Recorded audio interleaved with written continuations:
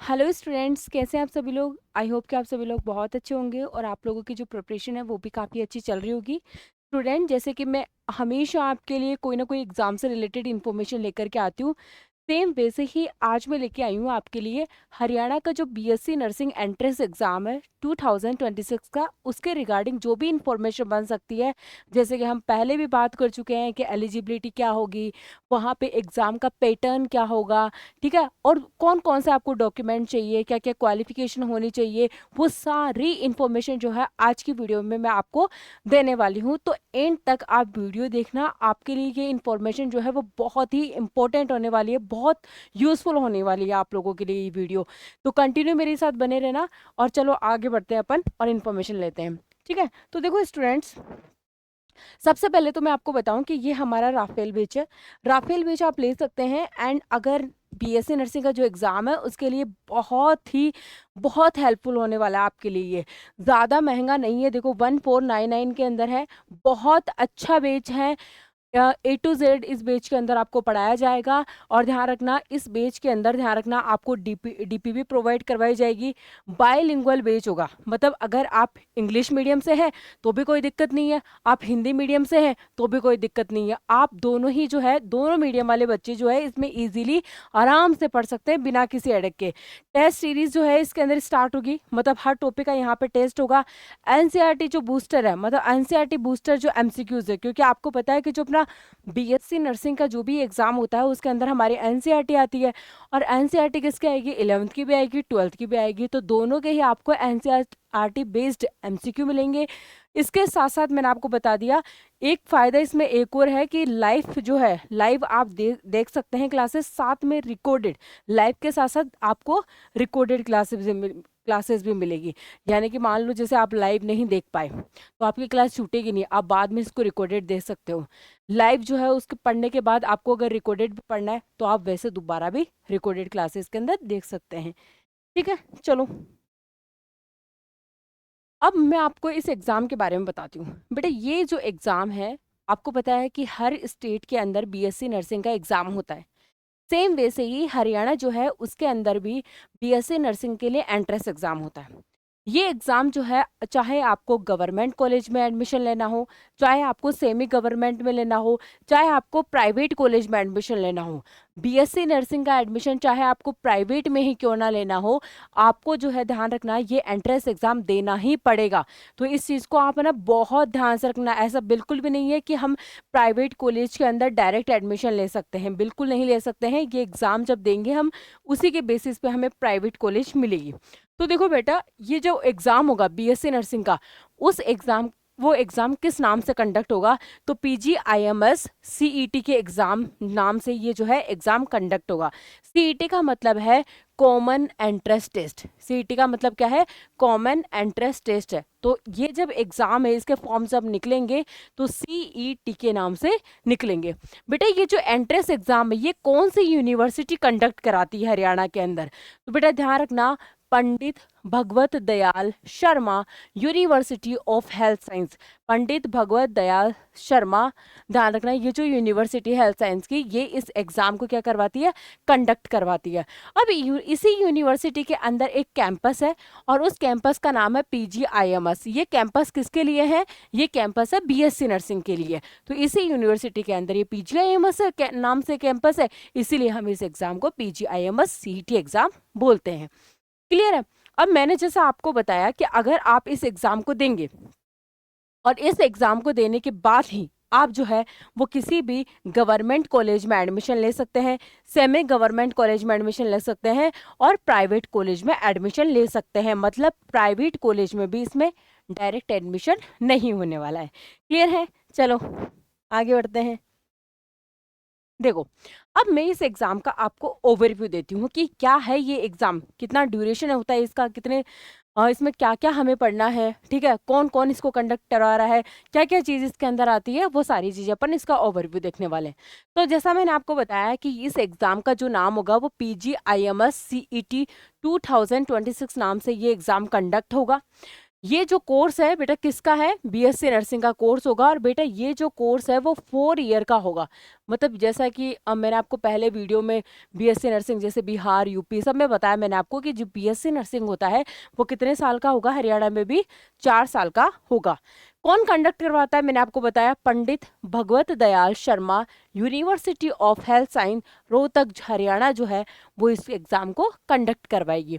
Mode of admission की बात करें बेटा, एडमिशन किस बेसिस पे होगा, किस माध्यम से होगा, तो वो एंट्रेंस एग्जाम के माध्यम से होगा। क्लियर है। ये एंट्रेंस जो एग्जाम होता है वो government, semi government, private college, Haryana के जितने भी कॉलेजेस है जहाँ पे आप बीएससी नर्सिंग का पढ़ाई करना चाहते हैं, बीएससी नर्सिंग स्टडी करना चाहते हैं, तो आपको ये एंट्रेंस एग्जाम देना ही पड़ेगा। Other courses through the same form, मतलब इसी फॉर्म से, जैसे पीजी आईएमएस सीईटी का आप फॉर्म भरेंगे तो इसी फॉर्म से आप अदर कोर्स भी कर सकते हैं बीएससी नर्सिंग के अलावा। जैसे फॉर एग्जांपल आपको बीएससी नर्सिंग तो करनी है, पर इसी एग्जाम से आप आगे फिजियोथेरेपी भी अगर कर सकते हैं, पैरामेडिकल की डिग्रीज अगर आपको लेनी है तो आपको उन कोर्सेज के लिए भी यही सेम एग्जाम फिल करना, सेम एग्जाम देना पड़ेगा और सेम फॉर्म जो है वो फिल करना पड़ेगा। क्लियर है। चलिए इसकी इंपॉर्टेंट डेट्स की अगर अपन बात करें तो देखो बेटा इसका जो एप्लीकेशन फॉर्म रिलीज होता है वो लगभग जो है वो मार्च अप्रैल में हो जाता है, यानी कि आप इसको मार्च अप्रैल भी बोल सकते हैं। ठीक है, एक्सपेक्टेड है कि मार्च अप्रैल, मतलब अप्रैल में तो ये फिक्स निकल ही जाना है, पर ये मार्च में भी निकल सकता है। तो मार्च अप्रैल में इसके जो एप्लीकेशन फॉर्म है, मतलब इसके फॉर्म भरना स्टार्ट हो जाएंगे। ठीक है, उसके बाद लास्ट डेट जो अप्लाई होगी, जैसे मान लीजिए अगर फॉर्म ये मार्च में निकला तो अप्रैल इसके लास्ट डेट होगी, और अगर अप्रैल में निकलता है तो लास्ट डेट कहाँ होगी इसकी, मई के अंदर होगी। फिर एंट्रेंस एग्जाम की डेट की बात करें, एंट्रेंस एग्जाम की डेट की बात करें बेटा, तो यहाँ पे ये जो एग्जाम होगा वो जुलाई के अंदर होगा, और ऐसा एक्सपेक्टेड किया जा रहा है कि ये एग्जाम जो है वो जुलाई के लास्ट वीक में कंडक्ट होगा। ठीक है, और ध्यान रखना यहाँ पे एक नोट भी है कि जो हरियाणा है, हरियाणा के अंदर ये जो एग्जाम होता है वो अदर स्टेट के कंपैरिजन में थोड़ा सा लेट होता है, इसके एप्लीकेशन फॉर्म भी थोड़ा लेट रिलीज होते हैं। तो ये भी अगर आपको पता नहीं है तो बहुत कोई नुकसान नहीं होगा आपका, क्योंकि आपको आराम से इसकी इन्फॉर्मेशन मिल चुकी है और अभी तक तो एप्लीकेशन फॉर्म भी रिलीज नहीं हुए हैं। और आपको अगर अभी ये इन्फॉर्मेशन मिल गई है तो आपकी तैयारी और भी बेहतर हो सकती है, क्योंकि समय से पहले आपको चीजें पता चल गई है। ठीक है, और इसके अंदर अपन देखते हैं कि इसके अंदर एलिजिबिलिटी क्राइटेरिया क्या है बेटा, कि आपके क्वालिफिकेशन क्या होनी चाहिए। तो बेटा आपके पास जो है 12th पास आउट होने चाहिए, आप मतलब आपने 12th पास की हुई होनी चाहिए, और आप जो है वो पीसीबी से होने चाहिए, इस स्ट्रीम से आप होने चाहिए। मतलब आपके पास फिजिक्स, केमिस्ट्री, बायो, और साथ ही साथ आपके पास क्या होनी चाहिए, इंग्लिश भी होनी चाहिए, मतलब आप पीसीबी के स्टूडेंट होने चाहिए। तो physics, chemistry, bio and English आपके पास होनी चाहिए। एज लिमिट जो बेटा इसमें 17 से 35 साल है। ठीक है, मिनिमम जो एज है बेटा वो 17 साल है, और मैक्सिमम जो है वो 35 साल है। मतलब 17 साल से छोटा अगर कोई बच्चा है तो वो इस फॉर्म को फिल नहीं कर सकता है, उसकी मिनिमम एज क्या होनी चाहिए, 17 होनी चाहिए। और 35 ईयर का कोई पर्सन है तो बेटा इस फॉर्म को वो फिल इससे ज़्यादा एज में नहीं कर सकता है। अगर 35 तक है तो वो इस फॉर्म को फिल कर सकता है। जेंडर की बात करें बेटा तो बीएससी नर्सिंग देखो मेल और फीमेल कैंडिडेट दोनों अप्लाई कर सकते हैं इसके लिए, कोई ज़रूरी नहीं है कि सिर्फ फीमेल ही बीएससी नर्सिंग करेगी, मेल भी जो है वो इस फॉर्म को फिल कर सकते हैं, ये कोर्स कर सकते हैं। ठीक है बेटा, उसके बाद देखो एप्लीकेशन प्रोसेस की बात करते हैं। तो यहाँ पर देखो जब भी आपको फॉर्म फिल करना है तो फॉर्म फिल करने के टाइम पे सबसे पहले आपको इसके ऑफिशियल वेबसाइट पे जाना है। ऑफिशियल वेबसाइट पे जाना है किसके, यूनिवर्सिटी की। ठीक है, यूनिवर्सिटी के ऑफिशियल वेबसाइट पे जाना है, वहाँ पे सीईटी नाम से एक फॉर्म होगा, उस सीईटी के फॉर्म को आपको क्या करना है, फिल करना है। जो फिल करते टाइम, मतलब फॉर्म को फिल करते टाइम जो भी रिक्वायर्ड डॉक्यूमेंट्स वो मांगेगा आपसे, तो उन डॉक्यूमेंट्स को आप अपलोड कर देना है आपको। जैसे कि 10th की मार्कशीट हो गई, 12th की मार्कशीट हो गई, आधार कार्ड हो गया, आपके सिग्नेचर्स, आपके फोटो, तो ये सारी चीज़ें वो आपसे मांगेगा, तो आपको वो सारी चीज़ें दे देनी है। फिर इसके अंदर फीस ध्यान रखना, जो भी फीस वो मांगता है, जैसे कि टेंटेटिव अगर मैं बताऊं यहाँ आपको तो 750 से लेकर के 1000 तक जो है इसकी एप्लीकेशन फीस हो सकती है।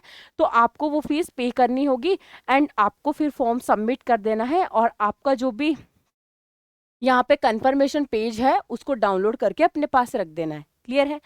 यहाँ पे रिक्वायर्ड डॉक्यूमेंट्स क्या होंगे? बेसिकली देखो, मैक्सिमम जितने भी एग्जाम होते हैं, जितने भी अपन को फॉर्म फिल करने होते हैं, उनमें लगभग सेम ही चाहिए होते हैं।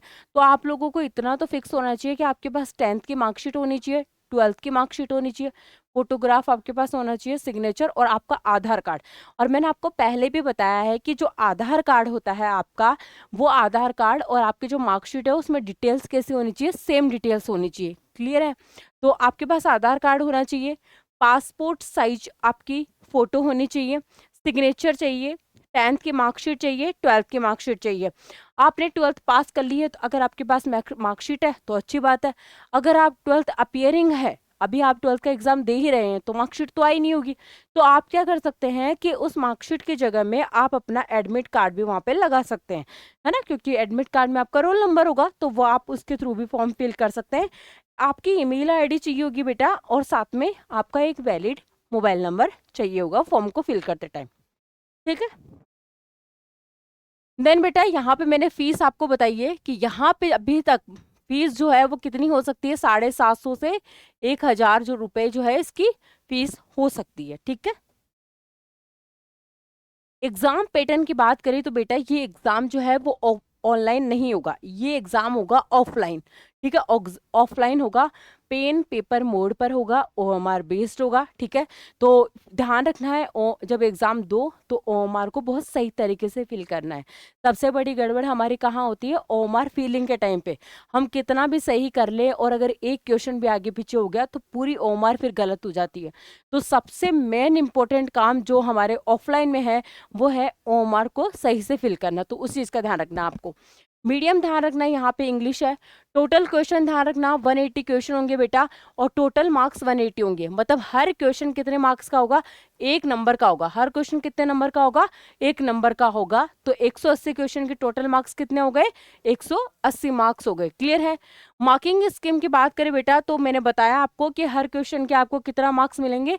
1 मार्क मिलेगा। लेकिन अगर नेगेटिव मार्किंग की बात करें तो वहां पे नेगेटिव मार्किंग नहीं होगी। मतलब कोई नेगेटिव मार्किंग नहीं है, बट इतना खुश नहीं होना है, क्योंकि ध्यान रखना, हमें नेगेटिव नहीं करना है, हमें नेगेटिव कम से कम करना है। कब हमें पॉसिबिलिटी हो कि हाँ हमारा हो सकता है, मतलब 80 to 90% सही हो सकता है, तो आप कोशिश करना, वरना आप मेहनत इतनी करो कि आपको गलत करने की जरूरत ही ना पड़े। ठीक है? अगर आपको गवर्नमेंट कॉलेज में एडमिशन लेना है तो ध्यान रखना। फिर हम बात करें यहाँ पे क्वेश्चंस, तो बेटा देखो, बायो के यहाँ पे 60 क्वेश्चन आएंगे, सेम केमिस्ट्री के भी 60 आएंगे, और फिजिक्स के भी 60 आएंगे। तो तीनों सब्जेक्ट के 60 60 60 जो है वो यहाँ पे क्वेश्चन आएंगे। तो टोटल कितने क्वेश्चन हो गए? 180। और मार्क्स भी सेम होंगे भाई, हर क्वेश्चन 1 मार्क्स का है। तो 60 मार्क्स की जो है बायो होगी, 60 मार्क्स की जो है केमिस्ट्री होगी, और 60 मार्क्स की फिजिक्स होगी। तो टोटल मार्क्स कितने? 180 मार्क्स। क्लियर है बेटा? फिर सिलेबस मैंने आपको बताया कि यहाँ पर देखो, क्लास 12th ही नहीं, यहाँ पे क्लास 11th का पोर्शन भी आएगा। मतलब क्लास 11th जो है उसकी बायो केमिस्ट्री फिजिक्स, और यहाँ पे क्लास 12th की बायो केमिस्ट्री फिजिक्स, तीनों सब्जेक्ट आने वाले हैं। मतलब 11th की जो है, 11th की फिजिक्स केमिस्ट्री बायो आएगी, और 12th की भी फिजिक्स केमिस्ट्री बायो आएगी। और ये दोनों ही बेटा एनसीईआरटी एनसीईआरटी बेस्ड होगी। मतलब, और एनसीईआरटी का कौन सा पैटर्न होगा बेटा? ओल्ड पैटर्न नहीं, न्यू एनसीईआरटी के अंदर जितने चैप्टर है वही आएंगे जो डिलीट हो चुके हैं, क्योंकि एनसीईआरटी में पुराने वाले चैप्टर है, और जो डिलीट हो गए हैं वो न्यू एनसीईआरटी में तो नहीं है। हमारे जो सिलेबस में है ना, वो हमारे सिलेबस में न्यू एनसीईआरटी के अकॉर्डिंग ही आएगा। ओल्ड एनसीईआरटी में जो चैप्टर दे रखे हैं वो आपको नहीं पढ़ने, ये चीज ध्यान रखना आप। तो न्यू एनसीईआरटी के अकॉर्डिंग पढ़ना आपको, न्यू एनसीईआरटी के अकॉर्डिंग। पेपर जो है मॉडरेट लेवल का होगा बेटा, ना ज़्यादा इजी होगा, हम ये भी नहीं कह सकते कि बहुत ज़्यादा इजी होगा, और हम ये भी नहीं कह सकते कि बहुत ज़्यादा टफ होगा। तो ध्यान रखना, मॉडरेट लेवल का होगा, ना ज़्यादा इजी ना ज़्यादा टफ होगा। ठीक है? फिर ओके, आगे देखो, यहाँ पे पार्टिसिपेटिंग इंस्टीट्यूट की बात करें तो हरियाणा के अंदर इस एग्जाम के थ्रू आप जो है वो government college, semi government college और प्राइवेट कॉलेज, इनमें तीनों कॉलेज में जो एडमिशन लेंगे वो आप इसी एग्जाम के थ्रू ले सकते हैं। प्राइवेट कॉलेज में भी आपको एडमिशन के लिए क्या करना पड़ेगा, ये एग्जाम देना ही पड़ेगा। ठीक है, और इसके लिए जो एग्जाम है वो किस नाम से, PGIMS CET के नाम से। ये मैंने आपको बता ही दिया कि इसी के बेसिस पे आपको क्या मिलेगी, government college, semi government college, private college के अंदर सीट मिलेगी आपके मार्क्स के बेसिस पे। तो आपको पढ़ाई में पूरा पूरा अपना फोकस देना है बेटा, पूरा का पूरा अपना फोकस देना है, क्योंकि यहाँ पर जो है हमारा, ये देखो यहाँ पर जो है हमारी गवर्नमेंट कॉलेज की बात करें तो बेटा उसके लिए कट ऑफ ज्यादा जाएगी। ठीक है, गवर्नमेंट कॉलेज में आपको अच्छे से पढ़ना है, कम फीस में पढ़ना है, तो बेटा आपको क्या करना पड़ेगा, ज्यादा से ज्यादा हाई स्कोर करना पड़ेगा। क्लियर है, तो उसके लिए बहुत मेहनत करनी पड़ेगी आपको। तो यहाँ पे ध्यान रखना कि अगर आपको अपन कैटेगरी वाइज देखें और प्राइवेट कॉलेज के अंदर देखें या गवर्नमेंट कॉलेज की बात करें तो बेटा यहाँ पे जनरल के लिए 85 प्लस मार्क्स होने चाहिए आपके आपके ठीक है, ओबीसी के लिए 82 प्लस होने चाहिए। तो यहाँ पे बेटा इससे ज्यादा ही मान के चलो आप। ठीक है, ये तो एक्सपेक्टेड है बेटा, है ना। 180 मार्क्स का पेपर है, 180 मार्क्स का पेपर है। ठीक है, तो 180 मार्क्स में आपके कम से कम, है ना, मैं तो ये बोल रही हूँ 150 प्लस मार्क्स आने चाहिए, तब आपको गवर्नमेंट कॉलेज मिलेगी। तो 150 प्लस मार्क्स आने के लिए बेटा आपको बहुत तगड़ी मेहनत करनी पड़ेगी, और आपको समय से पहले ये इन्फॉर्मेशन मिल गई है तो आपको एग्जाम की तैयारी करने के लिए अच्छा टाइम में मिलेगा। अगर आपको जैसे मान लो इसका फॉर्म मार्च में या फिर अप्रैल में रिलीज होगा बेटा, तो फिर आपको तब पता चलता तो आपका टाइम और वेस्ट होता। तो आप अभी से मेहनत करने लग जाओ, अभी से मतलब आज से, अभी से ही, अभी से लग जाओ मेहनत करके। ठीक है, फिर अगर बेटा हम बात करें एडमिशन प्रोसेस की, तो मैंने आपको बता दिया कि PGIMS CET जो है उसके उसमें आपको क्या करना है, एप्लीकेशन फॉर्म फिल करना है, फिर आपको इसका एग्जाम देना है। एग्जाम देने के बाद में बेटा जब आपका रिजल्ट डिक्लेयर होगा, तो रिजल्ट के बाद में आपकी मेरिट लिस्ट बनेगी। उस मेरिट लिस्ट में जैसे आपका नंबर आता है, देन आपको क्या करवानी पड़ेगी, काउंसलिंग करवानी पड़ेगी। काउंसलिंग के बाद में आपको क्या होगा, कॉलेज अलॉट होगा।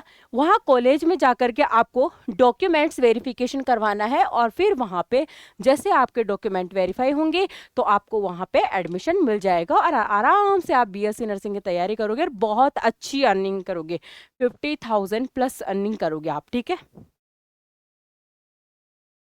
प्रिपरेशन के टिप्स मैं आपको दूं बेटा, तो बता देखना, मैंने अभी जस्ट आपको बताया कि आपके जो है वो क्लास 11th और क्लास 12th दोनों का सिलेबस आएगा, और दोनों का सिलेबस आएगा कहाँ से, NCERT से। तो विशेष रूप से आपको फोकस किस पे करना है, NCERT पे। और NCERT ओल्ड पैटर्न पे नहीं होनी चाहिए, NCERT का पैटर्न न्यू होना चाहिए। मतलब नई NCERT में जितने चैप्टर है वो आपको पढ़ने हैं, बहुत अच्छे से पढ़ने हैं। ठीक है, फिर ध्यान रखना बेटा आपको स्ट्रेंथ जो अपनी बनानी है वो बायोलॉजी पे बनानी है, मतलब सबसे ज्यादा रोल किसका है, बायो का। तो बहुत अच्छे से बायो पढ़नी है। PYQ जो है बेटा आपको सॉल्व करने हैं, रेगुलर आपको जो है मॉक टेस्ट देने हैं। इसके अलावा फॉर्मूला रिवाइज करें, जैसे फिजिक्स और केमिस्ट्री की बात करें तो सबसे ज्यादा टफ फिजिक्स केमिस्ट्री होती है ना। तो यहाँ पे क्या करना है, ज्यादा से ज्यादा आप फोकस करना कि वहाँ आप फॉर्मूला लर्न कर सको उसके। ठीक है, और ध्यान रखना डेली आपको स्टडी करनी, ये नहीं कि आज तो मैंने 5 घंटे स्टडी कर ली, कल मैं नहीं पढ़ रहा क्योंकि कल तो, आज तो मैंने 5 घंटे पढ़ ली थी। तो ऐसा नहीं करना है, ऐसा बिल्कुल नहीं करना है। आपको रोज पढ़ना है, मतलब पूरा एकदम फोकस होके आपको पढ़ना है। डेली आपको क्या करना है, पढ़ाई करनी है, तभी आप जो है बेटा 150 प्लस मार्क्स जो है अचीव कर सकते हो। क्लियर है बेटा, आपको जो है एप्लीकेशन फॉर्म या एग्जाम डेट, एडमिट कार्ड, इसका रिजल्ट, काउंसलिंग, ये सारी इंफॉर्मेशन बेटा कहाँ मिलेगी, यूनिवर्सिटी की वेबसाइट पे मिलेगी। ठीक है, ध्यान रखना आप लोग। And thank you so much बेटा, है ना।